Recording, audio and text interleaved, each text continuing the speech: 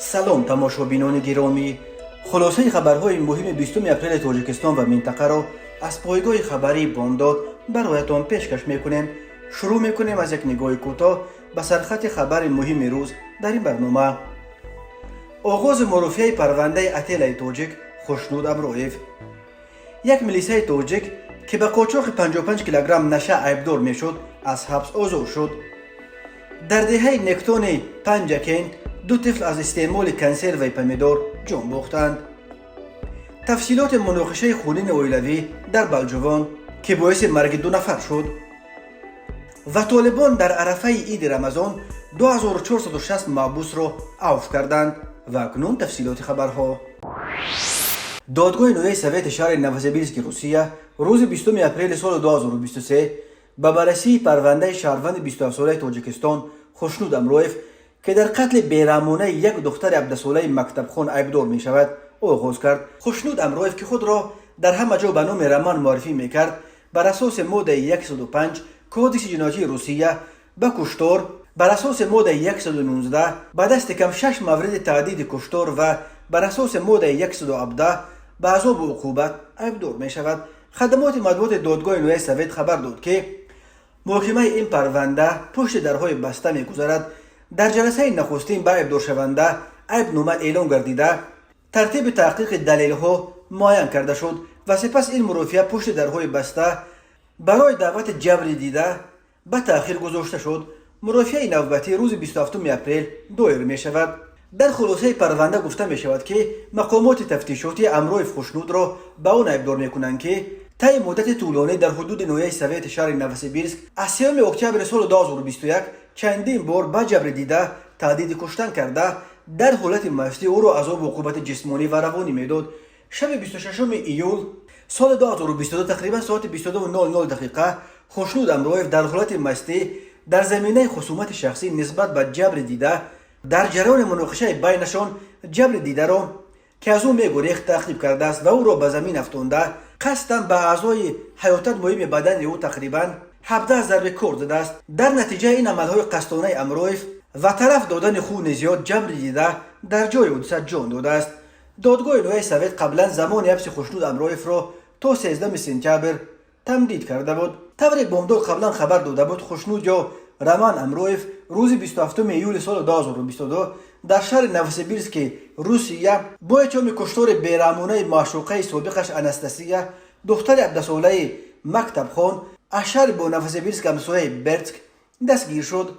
خوشنود امرویف در یک جلسه دادگاهی بعد بازداشتش به خبرنگاران گفت انستاسیا را خیلی دوست می داشت و او را برای خیانت کشته است. او همچنین گفت از کار کردهش پشیمان است. در دهه نکنات جماعت رودکی در کنار شهر پنجکین در شمال تاجیکستان روز 15 اپریل سال 2023 دو کودک 12 و 9 ساله از یک خانواده بر اثر استعمال خورش یا سلات کنسرو شده به هلاکت رسیده. مادر آنها با یک فرزند دیگر دختر 13 سالش در حالت وزنین در بیمارستان شهر پنجکین بستری کرده شدند. این مصیبت سخت در روز زادروز یکی از طفلان این خانواده رخ داده است. در این باره در شبکه‌های اجتماعی زادگان نکنات و جماعت رودکی پنجکین از جمله سینو ابوالی خبر دادند. در مرکز مطبوعات وزارت تندرستی و حفظ اجتماعی اهالی تاجیکستان روز 20 اپریل سال 2023 به خبرگزاری از پلیس خبر مرگ 2 طفل در نکنات پنجکین را تصدیق کرده گفتند حادثه 15 اپریل رخ داده است و 4 روز و یک اویله بعد خوردن کنسرو پمیدور که با سرکه آماده شده بود در روز زادروز یکی از کودکان زهرآلود شدند. سبب زهرآلودشوی خانواده بیماری بوتولیسم است. یکی از کودکان در راه به سوی بیمارخانه و دومی در بیمارخانه به هلاکت رسیدند. شریف و رایله مادر کودکان همراه طفل دیگرش در شعبه احیای بیمارخانه شهر پنجکین در حالت وزنین قرار دارند. گفتند در مرکز مطبوعات وزارت تندرستی این یگانه حادثه مرگ شهروندان از استعمال خورش‌های در شرایط خانه تیار شدن است. 11 نوامبر سال 2022 در نویه جبور رسولوف از استعمال چنین کنسرو خودساخت 8 عضو یک خانواده کریموفا زهرآلود شده 2 نفر آنها در بیمارستان فوتیدند. ماه آگوست سال 2019 از استعمال کنسرو در دهه پیشتمزار در کنار شهر کولوب یک زن با 3 فرزندش زارالود شدند و متاسفانه یک پسر و یک دختر او که 16 و 19 سال داشتند جان باختند. سال 2017 در نوبه خراسان 6 عضو یک عائله از استعمال کنسرو دستسوخت زارالود شده بودند. مرکز مطبوعات وزارت کارهای داخلی تاجیکستان در نشر نوبتی هفته‌نامه تلویزیونی اخبار وزارت کارهای داخلی برخی تفصیلات مناقشه خونین در نویه بلجوان در جنوب تاجیکستان را که باعث مرگ فاجعه‌ای 2 نفر زن و شوهر سابق گردید نشر کرد.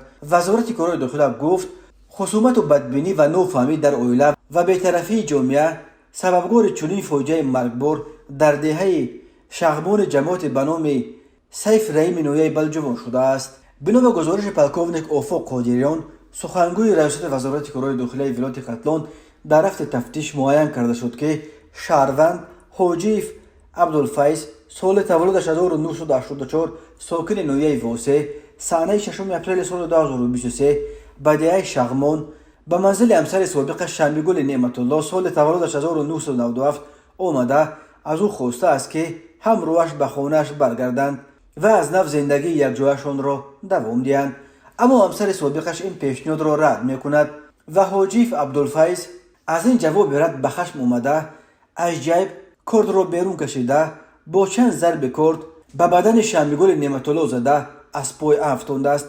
در همین حالت در جای حادثه نابالغ امام علی نعمت الله سال تولدش 2005 برادر شمیگل نعمت الله صدای داد و فریاد را شنیده به جای حادثه میآید و میبیند که اپش در خون آغشته در نزد شوهر سابقش در روی فرش افتاده است.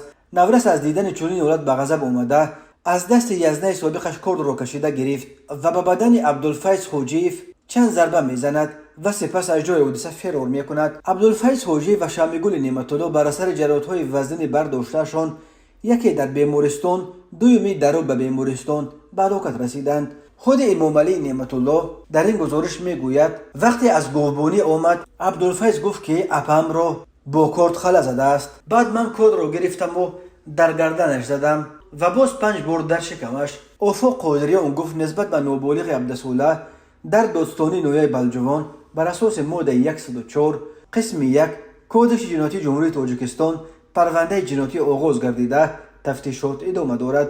این بند قانون برای آدمکشی همچون جزا از 8 تا 15 سال زندان را پیش بینی میکند، ولی معیار جزادهی نابالغان در تاجیکستان از کلان سالان فرق میکند و نسبتا سبکتر حد اکثر 10 سال است. تماشابینان عزیز یادآور میشویم خلاصه مهمترین اخبار تاجیکستان را از پایگاه خبری بامداد تماشا دارید. برنامه را ادامه میدهیم. دادگاه نویه پرومایسکی شهر بیشکک مئی یک کارمند وزارت کارهای داخلی تاجیکستان را که با اتهام انتقال غیر قانونی قریب 55 کیلو مواد مخدر در قرقیزستان بازداشت شده بود آزاد کرده است. در این باره سامانه 24 که با تکیه به منابع خود در مقامات حفظ حقوق قرقیزستان خبر داد دادگاه این ملیسه تاجیک را که از اپریل سال 2022 در حبس قرار داشت هنوز 15 ژانویه سال 2023 آزاد کرده است، ولی خبر رهایی او تنها روز 18 اپریل رسانه‌ای شد. بنا به نوشته 24 که مئی که در مقامات حفظ حقوق شهر بوستان کار میکرد و رتبه سرژانت کلان ملیته را داشت با شریک خود شهروند دیگر تاجیکستان او در سال 2021 یک گروه متشکل غیر قانونی را تشکیل و همواره به کشورهای اتحاد دولت‌های مستقل یا اسنگ مواد مخدر انتقال می‌دادند. در ماه فوریه سال 2022 این دو شهروند تاجیکستان جهت انتقال مقدار کلان مواد مخدر را به حقوق قرقیزستان و بعدا به قزاقستان مصلحت می‌کنند.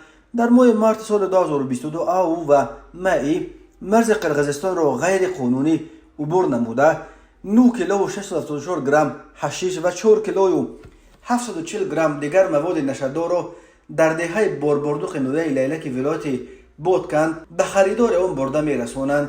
تقریبا آنها در اول ماه اپریل سال 2022 نیز مرز قرقیزستان را غیر قانونی عبور نموده این دفعه با خود 7 کیلو و 490 گرم حشیش را به دهه ژنیژر می‌آورند. در ماه ایون سال 2022 باز این 2 نفر مرز را غیر قانونی عبور نموده با خود 11 کیلو و 290 گرم مواد نشه‌آور و 21 کیلو و 942 گرم حشیش را وارد حقوق قرغزستان میکنند که کارمندان بخش مبارزه به ضد گردش غیر قانونی مواد مخدر قرغزستان آنها را دستگیر میکنند. کارمندان این نهاد گفتند که آنها در نتیجه یک سال کارکرد فوری نائل شدند که به هدف خود رسند و این گروه نشه‌جلاب را آشکار و دستگیر کنند. دادگاه بشکک او را به مدت 14 سال محکوم به زندان کرد، ولی شریک او مئی که کارمند وزارت کارهای داخلی تاجیکستان نامش میبرند با پرداخت 200,000 سوم قرغزی برابر به حدود $2300 از تالار دادگاه آزاد کرده است. در تابستان سال 2022 وقتی خبر بازداشت این کارمند ملی تاجیک رسانه‌ای شد، وزارت کارهای داخلی تاجیکستان از این حادثه اظهار بی‌خبری کرد، ولی جانب قرغزستان همچون دلیل شهادتنامه این کارمند ملی تاجیک را نشر کرد. تاجیکستان که با افغانستان منابع اساسی تولید هیروئین، افیون و حشیش دنیا 1425 کیلومتر مرز مشترک دارد، در سالهای آخر به یک مسیر عمده قاچاق مواد مخدر افغانی به بازارهای سیاه شمال سیاره اساساً به روسیه و قزاقستان تبدیل یافته است. یک قسم اعظم این مواد مخدر از جانب قاچاقبران توسط کشورهای همسایه ازبکستان و قرغزستان انتقال داده می شوند. به نام حساب‌ها تا 2000 زاده تاجیکستان در زندانهای روسیه و قزاقستان و کشورهای دیگر با جرم مربوط به قاچاق مواد مخدر ادای حکم میکنند. یک بخش اعظم بیش از 10,000 محبوس در زندانهای خود تاجیکستان نیز آنهای تشکیل میدهند که برای قاچاق مواد مخدر به دست افتادند. در افغانستان به مناسبت انجام ماه شریف رمضان و فرا رسیدن عید سعید فطر 2460 محبوس را از زندانها آزاد میکنند. فرمان رهایی این 2460 محبوس را هیبت الله اخونزاده، رهبر جنبش تندرو طالبان که از ماه آگوست سال 2021 حکومت افغانستان را به دست آورده است، امضا کرده است. دادگاه عالی افغانستان که هیئتش از سوی طالبان تشکیل شده است، روز 20 اپریل سال 2023 با نشر یک بیانیه گفت با فرمان امیرالمومنین و با دستور دادگاه عالی از زندانهای افغانستان 2460 محبوس را که مورد عفو قرار گرفتند رها میکنند. در افغانستان رهبر طالبان آخونزاده را امیرالمومنین مینامند.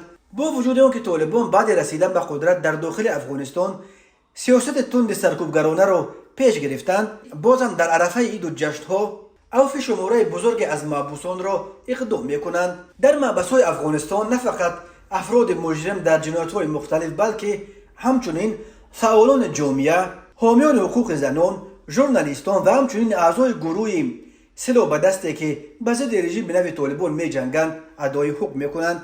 جنگجویان حرکت تندرو طالبان در ماه آگوست سال 2021 در پیشروی خروج نیروهای ائتلاف بین المللی تحت فرمان ناتو و امریکا توانستند در بین همگی چند روز قلمرو افغانستان را زیر نظارت خود درآورده دولت خود را با نام امارت اسلامی افغانستان دوباره برقرار کنند. حکومت طالبان را تا کنون یگان کشور به رسمیت نشناخته است. ضمن برگزار نمودن چهاربینی‌های اپراتیوی جستجویی از جانب کارمندان میلیسیا معین کرده شد که مرد 62 ساله ساکن شهر ترسونزاده سال 2014 باعث رهبر کاپراتیو تجارتی به نام عظمت کار و فعالیت نموده با روی فریب به باوری مرد 45 ساله ساکن شهر مذکور درآمده از او به مبلغ $3,000 امریکایی گرفته است. نام برده به جبر دیده وعده داده است که شرکت کاپراتیوی تجارتی مذکور را به نامش میگذراند، اما مبلغ گرفته‌اش را به منفعت شخصیش صرف نموده او را فریب داده است. نسبت گمان به شونده پرونده جنایتی با ماده 247 قسم 4 کودکس جنایتی جمهوری تاجیکستان آغاز کرده شده تفتیشات ادامه دارد. این چنین پرونده جنایتی با ماده 247 قسم 4 کودکس جنایتی جمهوری تاجیکستان نسبت جوان 25 ساله ساکن شهر خوجند آغاز کرده شده است. نام برده از 27 فوریه سال 2023 تا 4 اپریل سال 2023 با روی فریب به باوری جوان 24 ساله ساکن شهر مذکور درآمده از او 3 عدد افت تمغه های BMW X6 اوپل زفیرا و اوپل استرا را به مبلغ 255,000 سومانی خریداری نموده همچون نسیه گرفته مبلغش را تا حال برنگردانیده است.